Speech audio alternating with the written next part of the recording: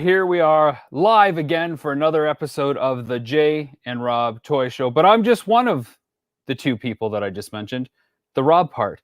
Let me introduce my quick kick to my Storm Shadow, my bebop to my rock steady, Mr. Jay Bartlett. Yo, what's going on? How you doing, brother? Good. How are you, man? Very good, and I'm very excited for this week's show. We have an extraordinarily special guest with us tonight. Yes. Eric Treadaway from Four Horsemen Toy Designs, and we're going to be talking everything action figures and, of course, the realm of video games. Because unless you guys have been living under a rock, and maybe you haven't heard, but the Four Horsemen folks are doing something very cool with their Mythic Legions lines. Yeah. And we're going to talk to Eric all about that and where that came from, how that started, where it's going, and how you can be involved with all of that stuff. How has your week been going, though, Mr. J? Good. So as you can see, I've changed the studio around. So my main studio is in the basement now of my house. That's quite the undertaking. So I've been busy doing that. It's about half done. I managed to get the flag up, as you can see. So I can finally show that off, which is really nice. My old studio was great. It was really small, and I needed the space, as you know. How about you?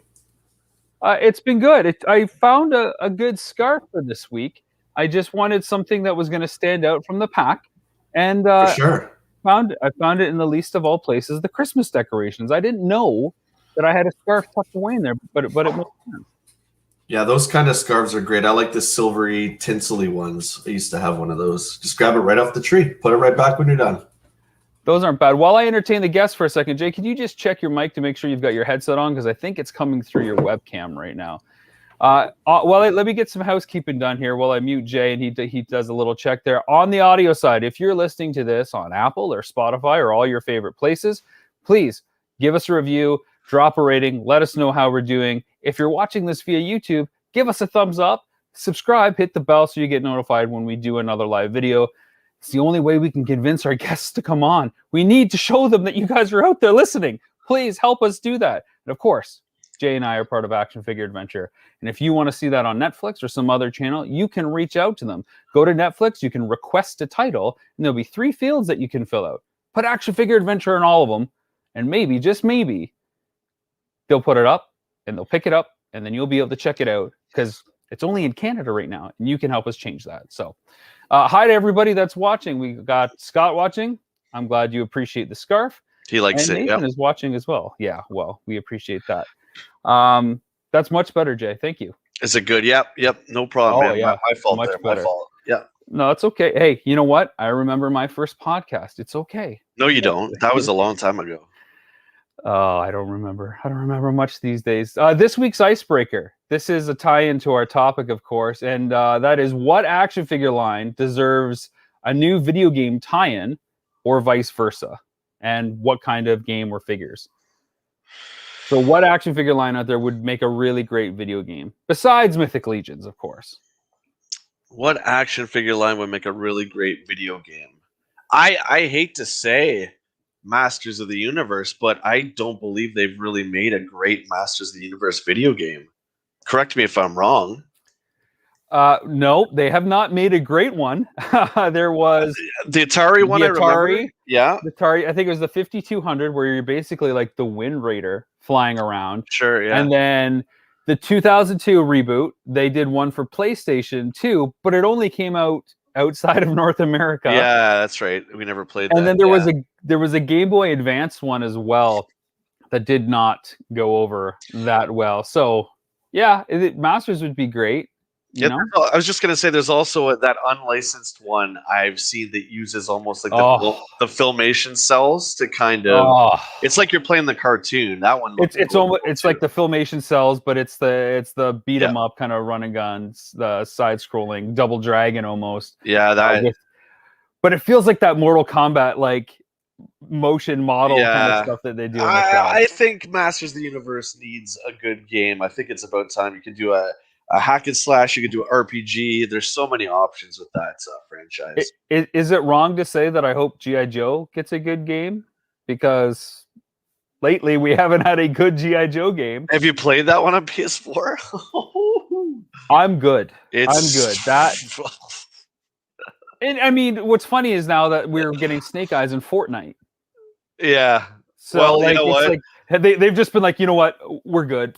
Here, why don't we just put Snake Eyes in this other game, and then we'll be fine. Epic Games knows what they're doing. They make fantastic games. The G.I. Joe one, I like, some of the options. Like, I like to be able to aim. Maybe they're going to put that in a patch soon. But aiming is overrated in a battle game. Don't worry about that.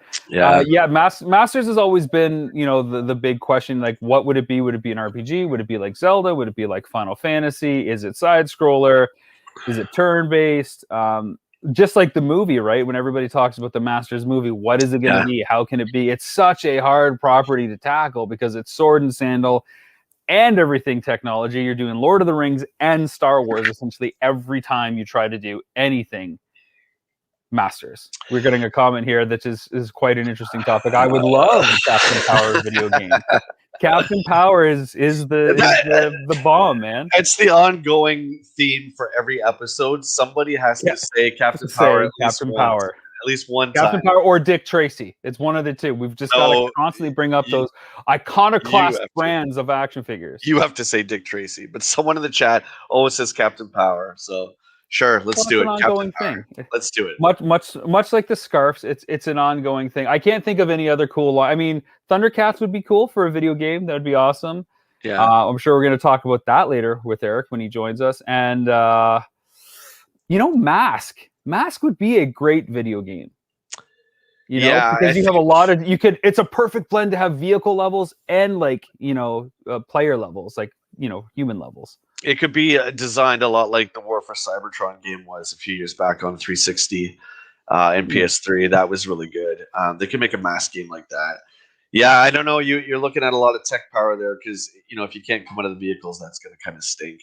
But they could be almost like GTA style. It could be like Blaster Master, dude. Like, how awesome was Blaster Master roving around in the vehicle, and then you got out and you're the little dude. I mean, and that suits the scale. I feel like sometimes, Jay, you and I are the only ones that truly love Mask. Every time I talk to somebody outside of us, which is like anybody, nobody's like, yeah, Mask was great, but The problem with Mask, I will always say, was the price point.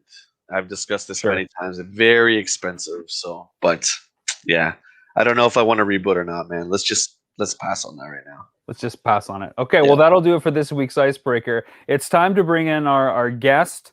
This is a gentleman who has accomplished a lot with his colleagues in the industry, and I'm very, very humbled that he took some time to come on the show, and I've interviewed him. He's part of Action Figure Adventure. I believe he's part of Power of Grayskull. That was a long time ago, but everybody at Four Horsemen Toy Design, they're just amazing, amazing people. If you don't know what they've done, touch an action figure today, and if they haven't created it, I'm sure they've influenced it as a result of their body of work. They're just phenomenal artists, and I always look forward to the stuff they do. And more often than not, I'm like, oh, this is such a cool figure. I wonder who sculpted it. And then I find out, of course it's Four Horsemen. Of course, yeah. Because it's like my collection behind me is like, yep, Four Horsemen. It just is that cool. So let me bring on Mr. Eric Treadaway. There he is, Eric. Thank you for joining us. And you've got the scarf as well. What are the chances, Eric? Hello, how are you, my friend? Oh my God, how you doing? You guys are killing me. There's a blizzard going on outside today, so we got to keep warm. Fair enough, dude. We don't wear scarves for warmth. That is the wrong way to use a scarf, Eric. We just wear it for fashion. When we go outside, we take the scarf off. It's all good. Exactly. Sounds like you're getting a call. Somebody must be telling you, don't go on the show. I'm sure it's a very important call, too. They always are on the home line. There you go. Well, again, thank you so much for joining us. Look, Mythic Legions has been a very hot property for you guys lately. And, well, not even just lately, for a long time now, but it's going to the next level. We are looking at a video game. And before we kind of figured out the logistics of getting you on the show, we weren't sure if it was going to get funded because we were still a little underneath the goal. We've obliterated that landmark goal now. And now we can say officially there will be a Mythic Legions video game. How exciting is that? It take us back to the beginning of how all that started. I mean, it's really cool, man. I mean, at this point, it's almost more surreal than exciting. It's the sort of thing that we've talked about for years now. You know, it's ever since we've been trying to put together our own action figure properties. You know, we've been able to get figures out, but the big hurdle has always been how to get some sort of entertainment out there. You know, whether it be a comic or a show or a video game, really anything. I mean, sometimes even getting like T-shirts out for us is a problem. You know, with Mythic, we've built up such a mythology with these characters now, with the bios and like little bits and pieces of story that we've been putting out. But there's a much larger story that we want to tell, and the nature of a video game was such an exciting way to tell the story because you know, we've always been about interacting with the fans and having a strong interaction with the lines, whether it's back when we did the fantastic exclusive projects where we had fans vote on every aspect of the figure creation. And so we wanted to carry that through to the, you know, the way that the story is told. And so now fans will be able to not only have fun playing a game, but they're going to be able to unravel this story and be part of the story. And so it's really the ideal way, I think, for us to go to the next level with, you know, getting these story elements and telling these characters, you know, telling more about these characters than just the bios on the cards. It's so exciting. And one of the things that I got really excited about right away was, I think it was just a GIF that was happening on your campaign page of all the different like customizable looks that you can have. Because of course, one of the coolest things about Mythic Legions is the customizing community that goes with it, but the ability that you guys built in from the beginning to part swap. So now it's like, okay, I didn't get in Mythic Legions from the beginning, and some of those figures are pretty expensive now in the collector market, but now I get to relive that like kind of part swapping from some cool things on a digital front, and I get to kind of mash different looks and textures and stuff. I mean, you know, custom figures have been like a thing in video games forever, but to see that transition from Mythic Legions, from that physical to now this playable story mode, is just really cool. How long have you guys been planning to do a game for, and what was that process like? Like, has it been years and finally it's just, we're going to crowdfund it now? Was there a lot of companies involved? Was it always an RPG? Take me through that process, because you guys are pretty guarded about Mythic Legions. It's your baby. Sure. Yeah, absolutely. You know, we've been officially collaborating on this for, I guess now we're probably at about 7 months or so. And we were introduced to the group that's working on the game, Great Hall Games, by you know, a mutual friend and colleague, and you know, we met them and we automatically knew that they were going to be a great fit. They very much are, you know, have the same approach to gaming that we have to figures. And so, you know, the early meetings really were, you know, you asked, was it always going to be an RPG? That was really the first step to figuring out where to go with this, because, you know, we knew what the characters were. We knew what the world was, the stories. And, you know, much like a line like Masters of the Universe, if you were converting it to a game, Mythic would work as a fighting game. It would work as a side scroller. It would work as a hack and slash. It works as an RPG. And so we put an informal poll up on a Facebook and kind of, you know, tested the temperature a little bit and saw what people were interested in. And also, you know, deferred to the developers and their expertise within, you know, game creation and the gaming world, and you know, what was hot in gaming, especially on mobile, and where we could apply Mythic Legions and the customizability of Mythic Legions to its fullest. And that's how we eventually came to the the tactical RPG format. Yeah, tactics has been huge. I was always a big fan of turn-based RPGs, mainly because I can't handle the anxiety that comes with video games nowadays. Like, oh God, I better push the right button combination or I'm going to die. So I like to be able to breathe and take a turn.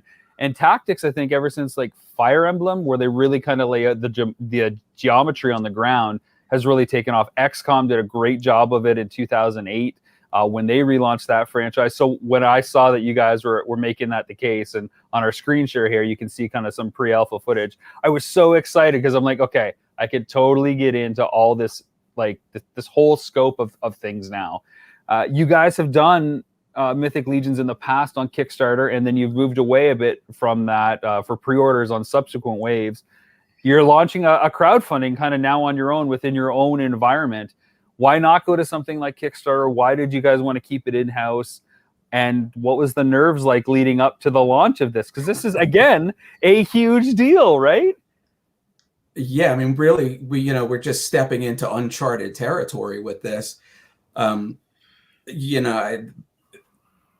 been a very different experience here, because although figures are part of the campaign, it's not the primary focus.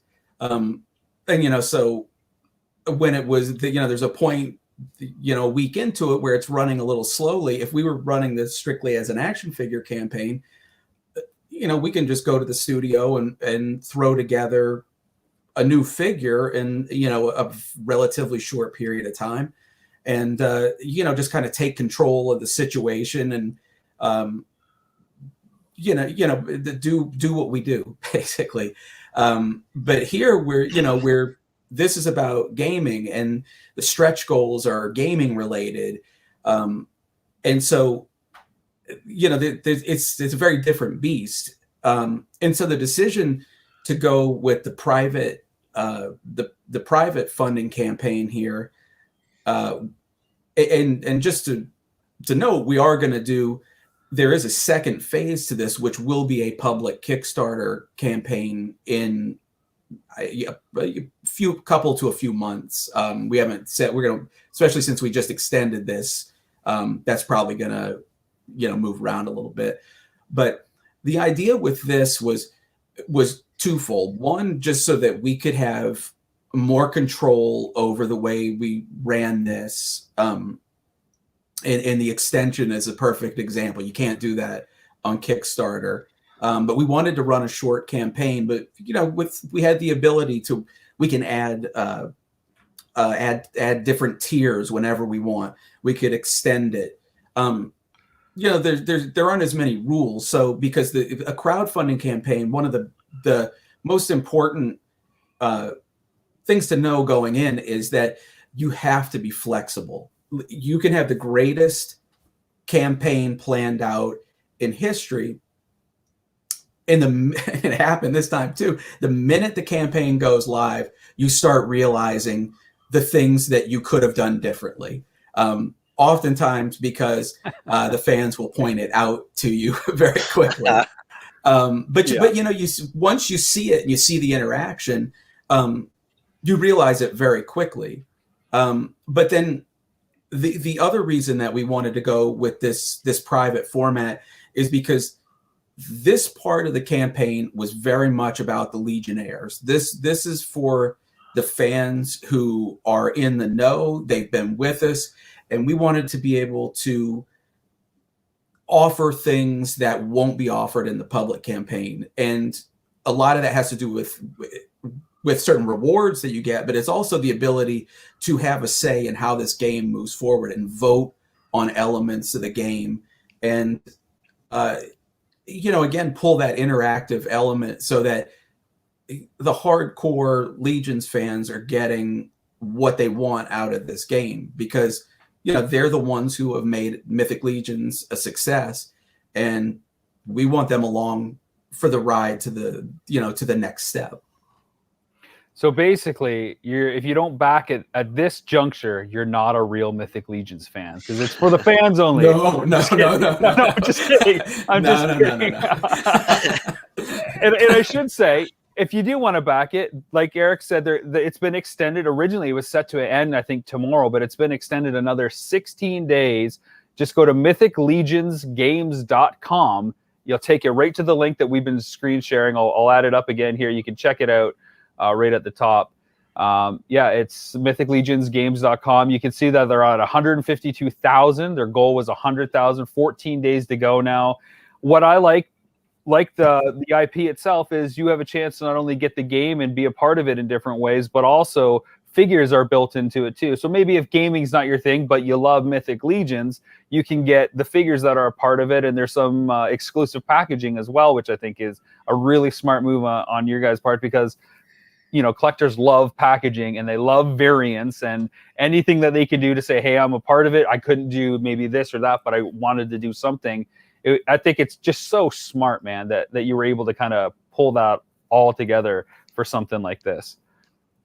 Was that like a conscious thing, I guess, to say we got to do figures or we can't just do the game? Or was it always like we should offer something special on the figure level too?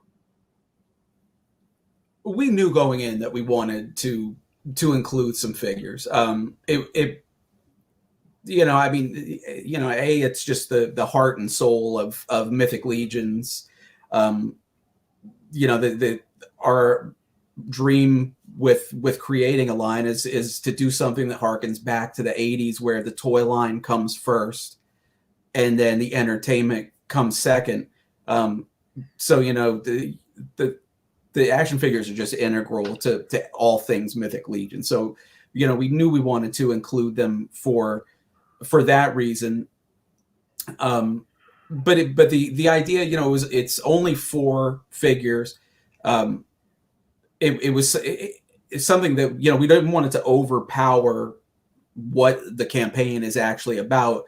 But like you said, if there are people who may not be gamers, not into games, or maybe this isn't the type of game they like, what have you, but it's an opportunity to still be part of the entire process. And, I think I've heard a lot of people say, they're just not gamers, but they want to support us getting, having a game. And I've heard also a few people point out as well, and it's absolutely true. Like, if you're just into this for the figures, the game is good for the game, but it's also good for the toy line because the bigger the line gets and the more units that we sell, the more tooling we can put into unique figures and the more releases that we can do.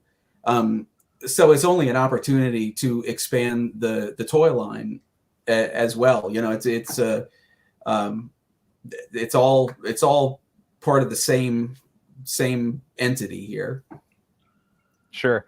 Now, how involved are you guys going to be in the rollout of everything that's happening? I had read that you guys have basically 4 seasons planned of stories for the one-player side of it. Are you guys going to be right involved in that everything, or is it really going to be the game studio taking cues from you guys so that you guys can continue to focus on your action figure work? And do the stretch goals carry over to this Kickstarter thing that you've teased down the road? So you're at 152 now. If you make another 100 on Kickstarter, is that going to kind of combine for the other unlocks? I do know that the higher we get here, the lower the goal. The lower the goal number will be on the Kickstarter campaign, and of course, the more we unlock here, if these unlocks that you're seeing laid out right now, if we don't get to them, you will see those on the Kickstarter. But of course, the more we unlock here, the more it's the more you're just guaranteed, which is phenomenal. But it just leaves room for more in the Kickstarter. Sure. And to answer your question about the the kind of the story and the collaboration with the developers, we've been working extremely closely with them, and the relationship has been wonderful. It's very very organic. Like I said, they work in they have a similar mindset to creativity that we do, and so it's been great because when we brought in the story, we have a pilot script written. We have a full outline of what from like a show standpoint, like what a 4 to 5 season animated arc would look like. And of course we have all the bios that are on the figures, which is now, we're well over 100 bios. So, it's more or less like a mini IP Bible that we brought to them. So there was a lot for them to digest when they first took on the property. And but of course they, and as soon as they read it, they automatically were coming back with ideas. And the style of storytelling for a game is very different than if we were writing for a television script or a comic book.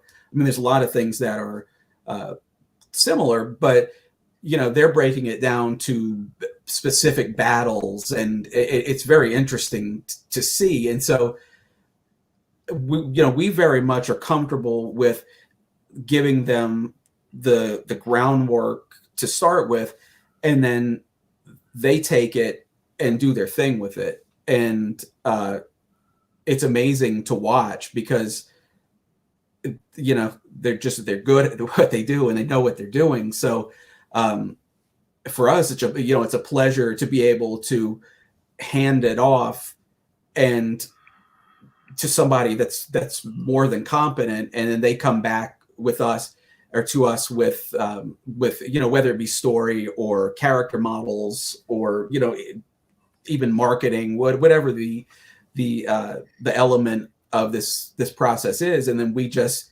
either give it a thumbs up or thumbs down, and it's 99% of the time a thumbs up. I mean, there's been some little notes here and there, but we're just on the same page.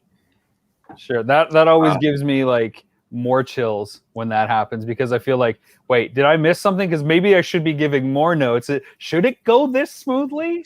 That always kind of creeps me out a bit when things go that well. But like you said, it's a good sign, and you guys knew right away. Yeah.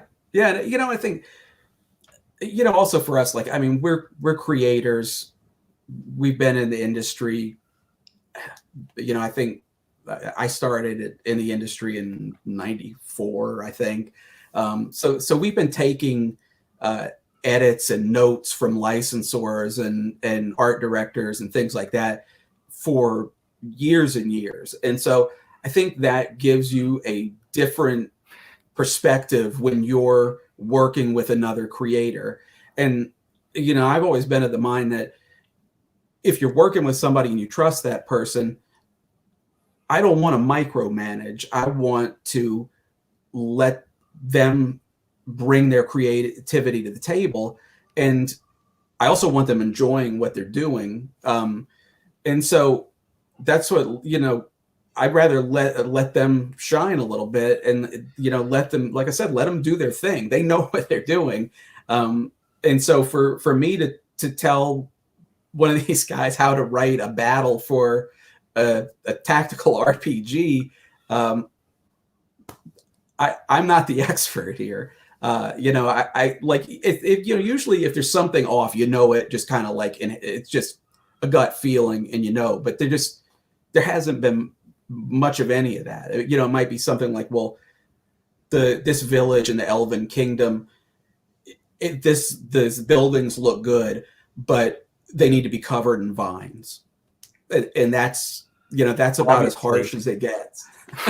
Honestly, Jesus, I'm glad you guys caught that one, because if it was released without vines, oh man, we'd be having words at Source Horseman. I would be sending email after email saying, where are the vines? Hashtag add the vines. Re-release the game.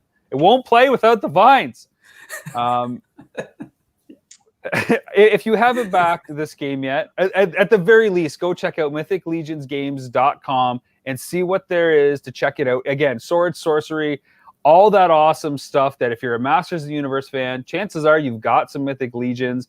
If you love any of the Conan type stuff or Advanced Dungeons and Dragons, everything that is about that genre exists in some form. Lord of the Rings, it's all part of Mythic Legions. And now you have a chance to play a game with all these elements, and they're thinking long-term. Like I said, 3-4 seasons now down the road, plus more. And the base game gets to expand not only with what they raise on this campaign, but the subsequent campaign for the non-fans later on. So this is a good chance over the next 2 weeks to show that you're the real fan. And you'll get a badge that says in the mail, I'm sure they haven't announced it yet, but it is a real Mythic Legion fan. It'll be a little patch you can put on either your shelf or on your shirt. And then, you're part of the crew. And nobody can dispute it going forward. Eric, I want to switch gears because, I'm excited for the game. But I think the thing that I'm most excited for out of everything that's come out of you guys lately is Cosmic Legions. And I know Jay is going to be, he's excited too. Because as soon as you guys announced it, I rushed him into the studio to say, okay, we got to talk about Cosmic Legions. This is what I've been working about. And when I interviewed you like a year and a half ago, you kind of told me some stuff off the record when we interviewed. You're like, wait a second, when is this coming out? Don't say that. Don't put that in there. I was like, okay, I won't. But I had been thinking about it all that time about what's going on. So can you give everybody kind of the short kind of a pitch of what Cosmic Legions is and compared to say Mythic Legions? And then I'll let Jay kind of go nuts with asking you, is there going to be this kind of stuff in it? Is there going to be this kind of stuff in it? What's in it? Before I even get to that, I have to mention, you mentioned when you interviewed me last a year. Yeah, I guess it was about a year ago. So I was talking to somebody about it the other day, and it's so strange because that was like a week before everything shut down. Yeah. And it's strange to go back and watch that interview and just think, wow, that was back when things were normal. And, we're just hanging around the studio without masks on and closer than 6 feet. And it's just, you guys were the last people that I saw, the last people outside of my family that I've seen, because I've been, like all of us, kind of just hanging out, hoping, waiting, live streaming. I'm sorry about that. Well, it is what it is. I mean, And you had to quarantine when you came back. I remember that was your last interview. Yeah, you did too. Yeah. I was just gonna say, Eric, I was tasked with identifying all the action figures that we shot for legal reasons, and the Mythic Legion stuff. Rob really turned me on to it. It's just fantastic work, man. And he kind of messed with me a bit because a lot of the pans with the figures, he switched the heads or pulled the alternative heads on, and I didn't know a lot about the figure line at the time, so I'm trying to identify them. Look, what's the guy with the skeleton head? He's no, man, that's the alternate head. You're not a fan. I didn't have my patch. Hopefully I get one in the mail soon because I think I've earned it. I was just going to ask you, man, real quick, what are some of your major influences for that line? Oh, and then we'll get to the Cosmic Legion stuff. Yeah, I didn't want to interrupt. I'm excited. No. Yeah. It's cool. Well, I mean, of course, Masters of the Universe. Sure. Yeah. That's just one of the most important toy influences there is for me. I've talked about it before. Like the first time I saw that was the toy line I felt like I had been waiting for my entire life. Yeah. But that's a big one. Dungeons and Dragons, of course, is huge. Lord of the Rings. I mean, those are three big ones. But I mean, it's really, I think that it's just that. I don't know. I guess I'm in my 40s when I started working on this line, and there are things that me and the guys at the studio have been talking about for so long. So, I mean, those are big factors in it. But I think it's kind of the culmination of a lifetime of interest in fantasy entertainment, toys, any of it.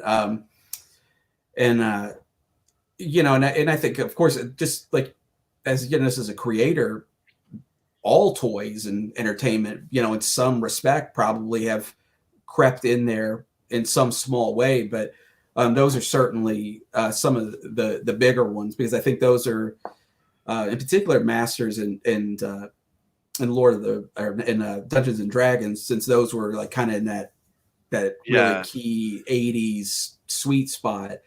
I think that's just kind of like in my head that was like the prototype for what an action figure line should be like. I mean, the 80s in general was like that. I mean, it was like that release where it's 6 to 8 figures, a creature, 2 vehicles, and a play set. It just that there's just like almost like a template that we grew up on in the 80s, and like the closer we can get to that, the better.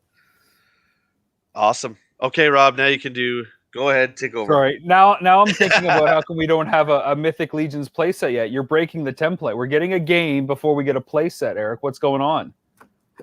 Mythic Legions is obviously a slow burn. It's I mean, it's something we would love to do. I mean, it would be amazing. But for the longest time, we just had the 1.0 figures, and then we had the Troll for a while, and then things are picking up steam as the line gets more popular, because we can be a little bit more experimental with adding new tooling to the line. So, the horses, the ogres and horses kind of came together back to back pretty quickly, and both of them have done well for us, and they've also kind of shown us what we could get away with as far as adding new tooling to the line. And so, I think we're picking up steam. So I do think most people want a dragon before they want a play set. Have the dragon come with the play set. The dragon is the play set. Oh, there you go. I love it. Well, okay, let me ask you quickly, and then we'll get to Cosmic Legions and whatever other questions I've gotten. What is the best playset out there that exists? Jay and I love talking playsets. It's probably my favorite part of figures. It's right. I can't do it. It's right there. Who wants a boat? A boat. That's not a good playset. Eric, tell them what the best playset is of all time. I mean, for me, it was Castle Grayskull, but. What a shock! These guys like, but I mean, I mean, that's obviously very biased. And but I mean, you look at the 80s though. I mean, I see Fortress of Fangs back there, Eternia, the Flag, the Terrordrome, even just like the original Joe headquarters, the Ewok playset, the Death Star playset, the Cat's Lair. I mean, you just had this abundance of play sets in the late 70s and early 80s. And I mean, it really is tough to narrow it down. I mean, for a Masters of the Universe fan, of course, Grayskull, I would say that Grayskull is certainly one of the most iconic play sets. I think the look of Castle Grayskull was as much a part of Masters of the Universe as He-Man or Skeletor. Whereas the Flag, I think, still is the largest playset of all time, and certainly one of, if not the most impressive playsets. But I don't know that it's as iconic and line defining as Grayskull was. That's true, 100%. I agree with that for sure. It's impressive, and I think the size of the Flag, like you said, puts it into that conversation almost all the time, that you have to consider it. Is it the coolest? It's certainly the biggest. It's still, I mean, like when I go to a toy show and somebody has that on the table, all these years later, it still shocks me every time I see it. Like, it's just, you forget how huge it is. It's a piece of furniture. That's for sure. They're going to sell it at like Leon's or the Brick or whatever furniture store going forward. It's the most impressive coffee table that there is from the 80s. That's for sure. Now, Jeremy Gerard, who's watching, he's been commenting a lot, and I've been trying to highlight. He, of course, I mean, you're excited about, you know, the ogres and the horses, but he mentioned the moose. Now, as a Canadian, I love the fact that you guys got like a battle moose coming out, and I hope that we get a space moose for Cosmic Legions. So this is my awkward segue to talking about Cosmic Legions again. Tell us about Cosmic Legions, and when do we get the space moose? Yeah, I mean, I wouldn't count something like a space moose completely out. I take that as a dare. A pirate space moose. Imagine him, vac metal like astronaut suit, a patch over his eye. Maybe some of the antlers are like cybernetic or something. I don't know. Boy guy. I don't know. Sometimes some of the most absurd concepts end up being the most creative. You know, I mean. It's something like that. It sounds silly, but you know, I would be up for the challenge to make something like that work. I think that's part of the fun of doing what we do, because there is a cool space moose. It's just a matter of finding your way to it. So what is Cosmic Legion?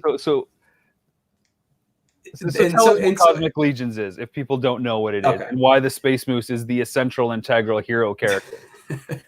So Cosmic Legions, this is something that we have been talking about and developing for many years now, and it's our next original action figure line, and it's similarly formatted to Mythic Legions as far as scale, interchangeability, you know, some of the kind of general aesthetics of it, as far as I think like bulk of the characters, and you know, where you might see a like a, you know, it's a 1.0 type sized characters, and then some 2.0 sized characters, things like that, and so it's, you know, it has the Legion's name on it, but it is its own separate entity from Mythic Legions.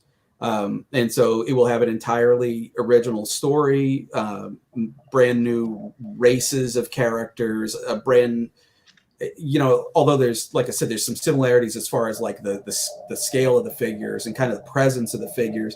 But now you're getting into tech and, you know, blasters and even like materials. You're talking, you know, we don't use a ton of clears in or transparents in Mythic, and if we do, you know, it's like on Arethyr's the fire on Arethyr's head, whereas here you're talking about visors and things like that, vac metal, you know, like chrome parts, things like that. So there's a lot to explore with it that's gonna it's, you know, it's going to feel familiar if you're a Mythic fan, but it's also should feel entirely new as well. We didn't want to just take Mythic and slap space suits on it and have like a space atlas. Although that could be cool, but it's just not what we wanted to do here. We wanted to really create a brand new world that you can get in on the ground floor of. But He-Man in space worked, right? Did it? No, it didn't. Those barbarian characters and throwing them really didn't work. Well, I mean, New Adventures is kind of cool. I've always said that if it wasn't called He-Man, that probably would have been a successful toy line, and it was very cool in its own right. I just think the biggest disappointment of that is for everybody who had it in their mind what He-Man and Skeletor and all the other characters that didn't make their way over to New Adventures. You know, when they saw these new weird space guys, it just wasn't Masters of the Universe anymore. Yeah, that's fair. That's fair, because there are a lot of cool elements to it that just don't quite translate to what people thought it was. We've got a question in the chat, Eric. Nick wants to know, will there be Cosmic Legions Motu tributes? One of the coolest things, if you're a Motu fan, is all the Mythic Legion homages that are out there. So will you guys be doing Motu tributes and Cosmic Legions? it's a little early to say for sure, but yes. We just Never know, last folks. week- You never know. Well, just last week we were having our discussion about what the PowerCon exclusives were going to be for this year, and in going over the list, there were certain characters that we purposely took out of the running for now because they would be better suited to Cosmic Legions body types. Cool. Very cool. That is awesome. You heard it here first on the Jay and Rob Toy Show. All of Cosmic Legions will be Masters of the Universe inspirations. Yes. Just kidding. Jay, you're really big into a lot of the space sci-fi stuff from the 70s, man. You've got a lot of obscure action figure lines. Yeah. Do you want to throw any questions about where some of the inspiration for Cosmic Legions might come from? Like, are you looking for certain kind of homages? Yeah, I mean, I'm really picturing a lot of the Marvel cosmic stuff. Like, are you doing superheroes, or is it just specifically like Guardians of the Galaxy, Thanos, that kind of stuff, or are you doing actual like superheroes like Superman and stuff like that? No, it's not. It's not superhero-ish. Okay. I mean, just to speak to influences, I feel like Mythic was probably like a little more targeted as far as inspiration, especially from like the action figure world, because I feel like over the years there's been a lot less fantasy out there than sci-fi. I mean, certainly Star Wars has been around only with slight interruptions since the late 70s. And that's the king of the sci-fi toy, but a lot of the influence for Cosmic is rooted is as much in the 70s as it is the 80s, and even before that. But like that obscure sci-fi that was going on in the 70s, that's when I was, I was born in 72, so I was, young during those years. And so there's kind of like this, mysterious quality to a lot of these toys, because Star Wars came out and there was all these just space stuff just on the shelf. Like, there's like space masks and space model kits and space toys and all this. And, they were things that may have lasted for one figure or one item and things like that. But, it was stuff that I loved as a kid. And, to me, it's whereas I feel like fantasy has, I guess since it's so far, it's more rooted in the past, like fantasy has kind of looked similar through the decades. Whereas if you look at, what a 60s space alien or spacesuit looks like, and then what the, what things looked like in the 70s and then the 80s, and just the way it's evolved over time. Like, I like all of that stuff. So I think all of those elements like are just finding their way into what Cosmic is all about. Very cool, man. I'm super excited for sure. Yeah.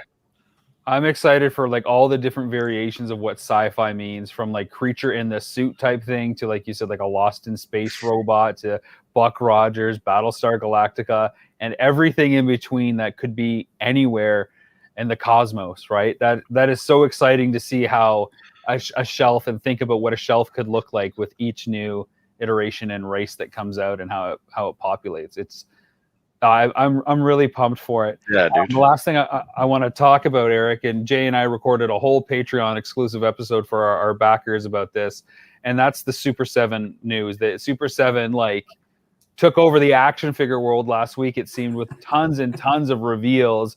And I know that you work with them a lot on different properties. I'm not sure all the properties, because sometimes, again, it takes me a while to figure out why I love this figure, and then I discover it's a Four Horsemen Studios figure.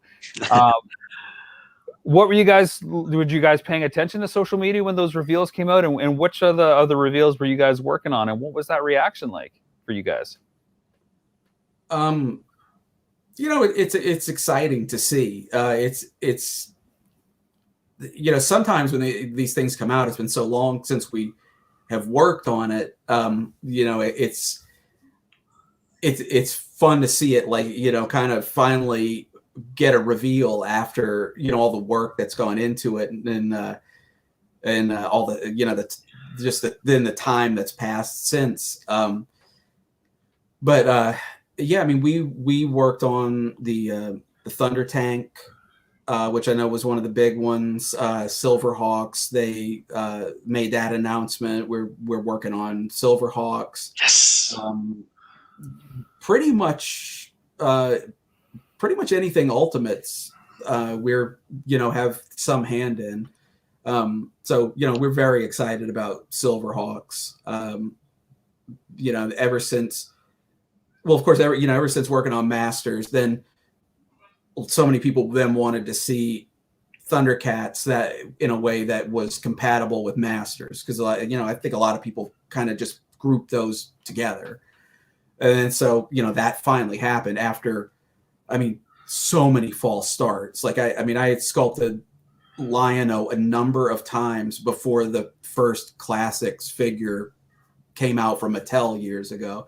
And then finally we got it, and then Matty Collector gets dropped, and then we were on to something, and then that disappeared, and then somehow miraculously we're back on that. But then of course, as soon as you get a Thundercats line going, then the requests start coming in for Silverhawks, and we were very much in that same group. We wanted to see it happen. There's some great characters in that line. So, yeah, we're excited about that. We're excited about so many of the things that we're working on for them. They're just getting license after license, sometimes things that we didn't think we would ever be able to work on. For me personally, Turtles is one of my absolute favorite things to work on at this point. That's just, you can't get much more fun than that. Yeah, I want to ask you something about Turtles, but Jay, I know you've been talking to me ad nauseum about the Thunder Tank because you are the Thundercats fan between the two of us. What questions to Eric do you have about this Thunder Tank that goes on pre-order tomorrow? I think $450 US. I think the best thing, Eric, of that whole Thunder Tank, and I'm sure you've heard a lot of people say this, is that you've made it to scale with the figures. Whereas the original Thunder Tank, the LJN one, obviously is much smaller than it should be. This one is ginormous. It's going to rival the flag, I think, when we get it on a coffee table. But yeah, man, that's the thing that stuck out for me was that picture of Lion-O on top of it, and it's like, okay, yeah, that's the exact size it should be, and it holds 4 in the back and 2 in the front and all that stuff. So that's wicked, man. Yeah, I think they've done a good job of showing some scale pictures, just with the arm next to the vintage, and just it's crazy.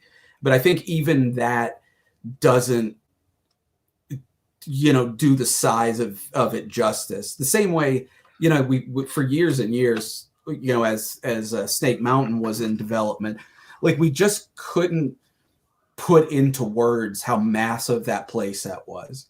We could try, but it was just every time somebody saw it in person for the first time, they couldn't believe what they were seeing.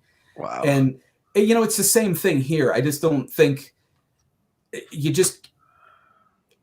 can read the measurements, you can look at the photographs, but there's something about, having it in front of you and just experiencing the mass of it that it's really impressive. And I know the price is high, and that's been the controversy around it. And it's unfortunate that to make a vehicle like that, it has to be that high. But knowing what I know about toy production numbers, and knowing what I know about the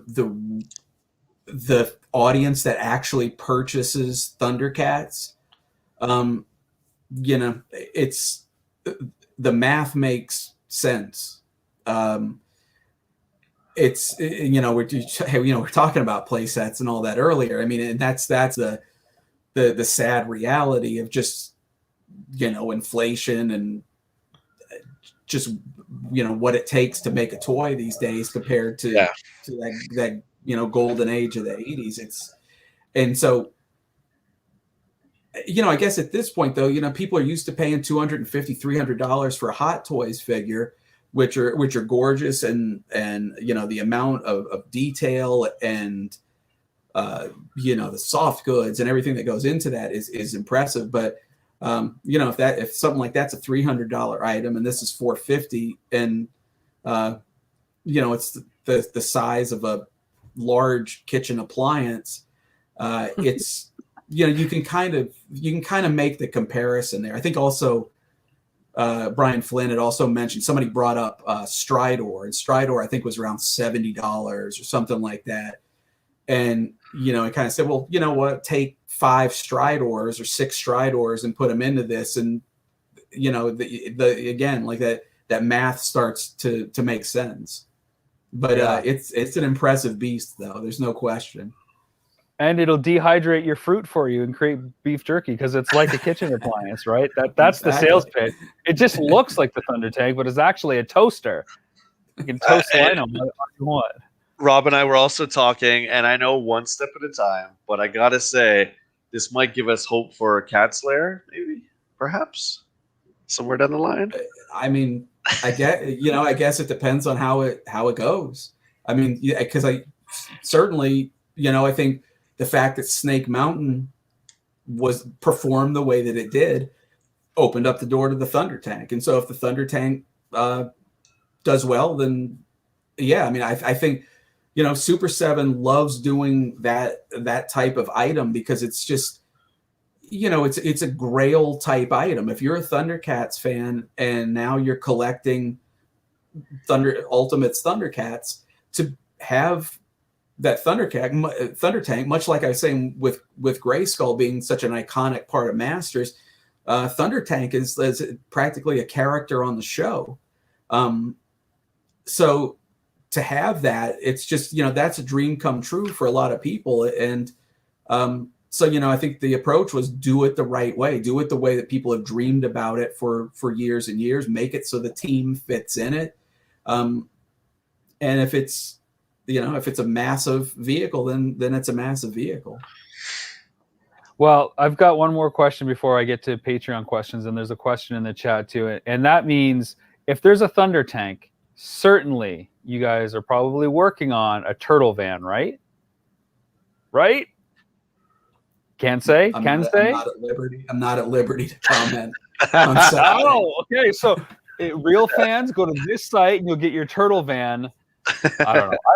I just think, like, I know Brian had said, once we get past Snake Mountain, we'll see what we can do. And I feel like, okay, here's the Thunder Tank. You're dabbling in vehicles that are a little bit smaller than a giant playset like Snake Mountain. Turtle fans are, they're ravenous. And there's 3 big turtle lines out there right now that people are struggling to collect, between the 2 from NECA, the movie, and the cartoon ones. And of course, the Ultimates based on the Playmates that you guys had a hand in for Super 7. And they're all good for different reasons. But if we're going to get some Ultimate stuff, I'm begging for a sewer layer at some point, but knowing that it's a big playset again, and Brian may want to stick away from that, a turtle van that could hold 6 characters, 4 turtles, April, and Splinter, would be really cool. And now you've got a good working template of a vehicle that holds 6 characters. Listen to you pitching to him. Listen to you. Well, I mean, like I said, I mean, if the Thunder Tank goes well, one project opens the door to the next. I think the idea of having a rollout where you've got 3 or 4 waves in a year and then some sort of a deluxe item, it's a cool way to release a line. And I think Super 7 likes that format. So let's hope there's enough fans out there buying those Thunder tanks. Okay, message received, folks. Order that Thunder tank. It's live tomorrow. So if you're listening to this, you better get on it because I need my turtle van. I want to thank our Patreon backers who help support the show and help make it possible. That's Tim, Nathan, Kevin, Bill, Matt, Jay, Danny, Ryan, Chris, Scott, Billy, Ben, Kyle, Nelson, Rodney, and Adam. We've got one question from our Patreon backers, and it's Danny, who's our favorite questionnaire. He says, thoughts on figure or vehicle or playset recycling from one line to another? Think Tarzan's Jungle Cat from Big Jim to Battle Cat, or Ewok Village to Sherwood Forest. The list goes on. Do you guys have any favorites that were recycled? How do you feel about them? Is this a cheap tactic? Chime in. What do you guys think? Are you guys a fan of recycled gimmicks and kind of play sets and knockoffs and kind of from one line to the next? Is it cool? Is it not cool? Jay, I'll let you go first, and then we'll get... Sure. It doesn't really bother me. The Ewok playset was one that I don't have. I used to have. And the Sherwood Forest, I never collected the Robin Hood line. There's the Cantina, and then the Cowboy set that was used after. It doesn't really bother me. I get why companies do it. Of course, it's cost-cutting measures and all that. Yeah, man, it doesn't bother me, to be honest. Eric, where do you rest in? And I'm curious because part swapping is such an integral thing to action figures nowadays, designing parts that can be compatible. Is this a cheap way out, or is this just acceptable? How did you feel about it as a kid? I mean, I guess it's both in a way, because it certainly helps from a cost standpoint. I think it's a matter of how well it's done, like how creatively it's done. Obviously as a Masters fan, I never knew that Battle Cat was reused, so it certainly worked well for me. But I think, it's just a matter of if it's done well and it's creatively done. I think like a line I don't even know if you call it a line, but a company that's fun to watch for that sort of thing is Chap May, who do all the cheap toys that you find them at Walmart, at drugstores, things like that. And they have this enviable tooling library of parts. And so they can do things like take a mammoth from a dinosaur line and put tech armor on it. And, very much like the Space Moose, they can do a space mammoth. And so I'm going to go to them for my Space Moose if you let me down. But I think that it can inspire like real creativity where, sometimes having those parameters put on things forces you to do something more creative than if you just have, free reign to do whatever you want. So, but then there are lines like the Robin Hood line where it suffered for it. It was too much of a hodgepodge. I mean, it worked well, some items more than others, but when it becomes too apparent or, it's lazy, then it's bad. Sure, I get you. The question in the chat that I'm going to throw at you, Eric, might be off limits. Maybe you have nothing to do with it. Maybe you do. Maybe you can't say. You can defer, plead the fifth. It's a question from Tommy. He wants to know, what about Masterverse? Are you guys connected to this upcoming Masters of the Universe line that is, I don't know, I guess maybe like classics? There's like almost nothing out there on it. There were silhouettes shown at PowerCon last year. I think the natural thought is, well, Four Horsemen did classics. They know Masters better than anything. If we're going to get, stuff that is, highly articulated at the 7-inch scale, clearly you guys must be doing it. Can you comment on that? Or is that a pass and plead the fifth? Good answer. Okay. We plead the fifth. We're doing a lot of work on Origins. So we're still working with Mattel, but probably shouldn't say much past that. That's totally cool. I think that'll give people enough to talk about for months. And you know what? If they don't, then that's their fault. We usually do an action figure spotlight to end the show, and I don't know if you have any figures around that you want to pull and maybe talk about, or you can just suffer through what Jay and I are going to showcase. Jay, do you have a figure ready to talk about? I do. I have two, and I'll make it quick here. Again, our buddies at Hasbro. These are Transformers that I've been waiting for since 1986. The first two in the wave.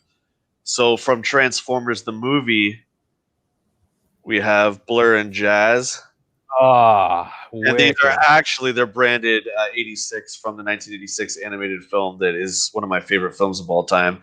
I'm waiting for Hot Rod and Cup, but these are the first two that I got. And they're exactly to scale with War for Cybertron too. So, man, just look at Blur. Looks insane. That's awesome. Crack There's a these cyclone. bastards open. Yeah, there's Wicked. There's Scourge, Grimlock with Wheelie, and then Cup and Hot Rod. So they're awesome. That is awesome. Are you a Transformers fan of the '86 movie, Eric? I'm a Transformers fan. Yeah. I mean, I am more of a Transformers fan of the toys than the show, I would say. I mean, although I've watched every episode of the show and love the show, the toys, just, there was like a magic to those toys, and that is where my love for Transformers is. That's why I'm a big masterpiece Transformer collector. Especially the earlier stuff where there was still a lot of chrome on it, and the rubber tires and clear windshields, and I just I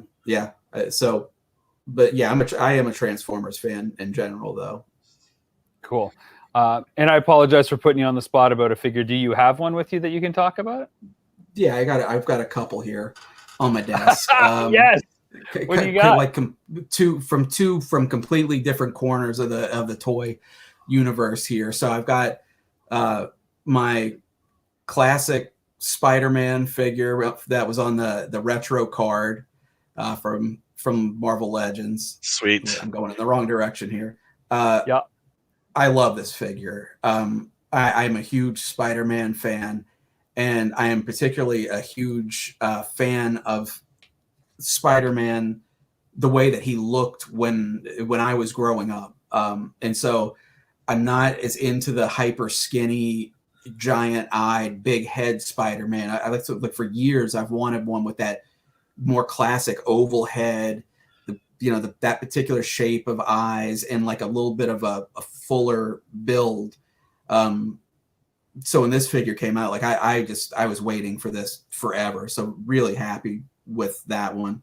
And this on a completely different page here. This is a Delphi figure from O'Neill Designs Glyos line, which I don't know if you guys are familiar with this, but Glyos is it's a line by a guy named Matt Dowdy, who he's another independent toy creator up in Massachusetts, and like very creative, kindred spirit.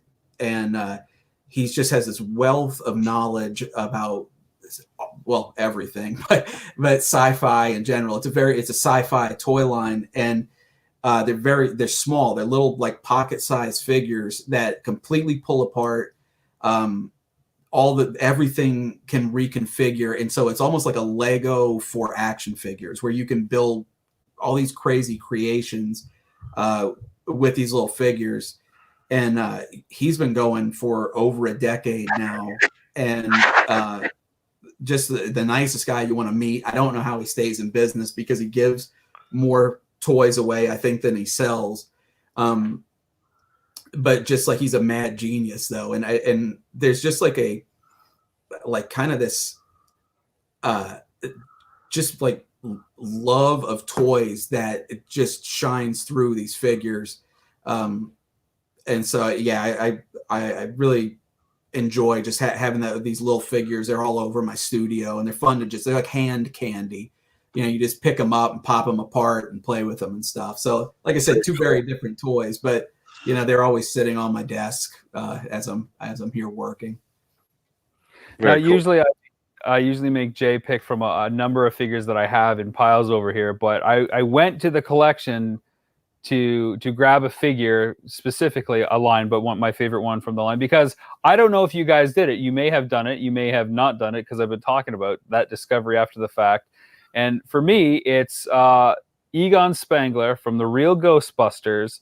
It's Diamond Select, came out I think 3 or 4 years ago, and I'm really hot and cold on Ghostbuster figures. They're either not quite there on the movie version, and the animated ones really haven't been that well. But when Diamond Select came out with the 7-inch scale, it felt like bang on for the first time of Ghostbusters. So I hate to put you on the spot, Eric. Did you have anything to do with this? No, we didn't. Oh, okay. Well, I do apparently like figures that aren't created by you guys. So that's good. Yeah, I just think it's a cool figure, and the downside is they don't stand up well. They all come with bases, and Jay and I were filming with action figures. Jay, I mean, you tell that story, because I had to walk away. I was so frustrated. Yeah, I was the guy that got to pose all the figures for the shoots, and those Diamond Select guys. Yeah, and we broke a bunch of the proton beams when we took them out. Yeah. The box. They're so flimsy, the actual beam. Yeah, it's hard to see from where you guys are, and it'll be out of focus if I push it closer to the camera. But there's like a kink here. It's like a 90-degree kink on this. It's an actual tube. It's not just solid plastic. So they're not like flawless, but the look and the aesthetics are great. I mean, they've spent a lot of time detailing the folds on the coveralls, and they're cool figures, but they're not. It just fell over trying to stand up, for example. So it is what it is. So I guess of all the flaws that I'm throwing out there, clearly you guys didn't have anything to do with that.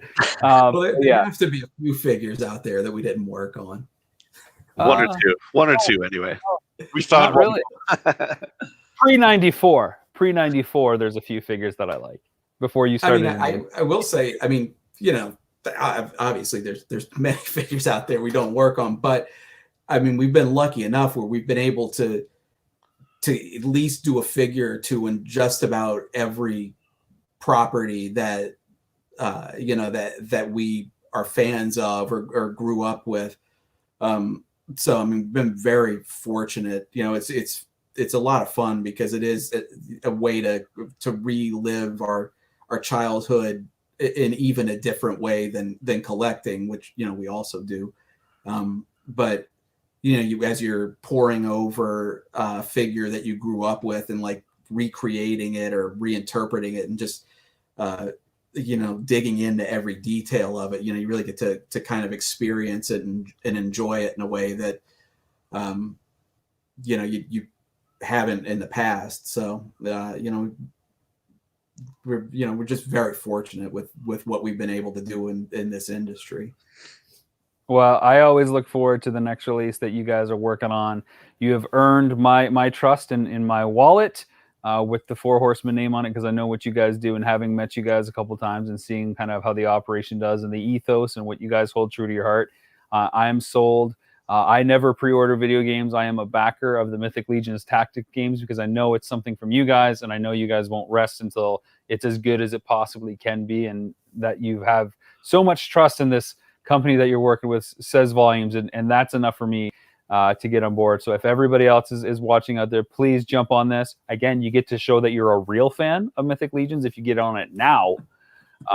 But you'll also probably get a really cool video game, and you have a chance to get some cool figures as well for your collection. So I just think it's so cool, and thank you so much for taking the time to chat with Jay and I on our silly toy show, where we get to have fun with scarves and our dollies and talk about our shelving life. It's a lot of fun. Thanks for taking the time. Yeah, Eric, I appreciate it. It's good to meet you, man, for sure. Awesome time. Yeah, you too. Yeah, thanks for having me, and giving me the opportunity to come on and talk about the game, and give people more info on it, and just fun talking toys. Yeah, absolutely. Well, that'll do it for another episode of the Jay and Rob Toy Show. Again, you can catch us on social media. You can get me at Rob McZob on TikTok and Twitter. Jay, where can people find you? I am just Jay Bartlett on every social media platform, including YouTube. And Eric, where can people find out more about Four Horsemen Toy Design? Where should they go? The best spot to go is sourcehorseman.com, and that has links to all of our social feeds. It has the link to the Mythic Legions games.com, the store, everything. So it's our hub of all of our information. That's awesome. And lots of information on Mythic Legions, all the character bios and all that stuff. You can spend hours and days just combing through that, which is really cool that you guys have created that archive. But as we always end every episode, we've got a fun little catchphrase. For the love of toys and the warmth of scarves, take care of yourself. And each other. We'll see you guys around because the best time of day is playtime.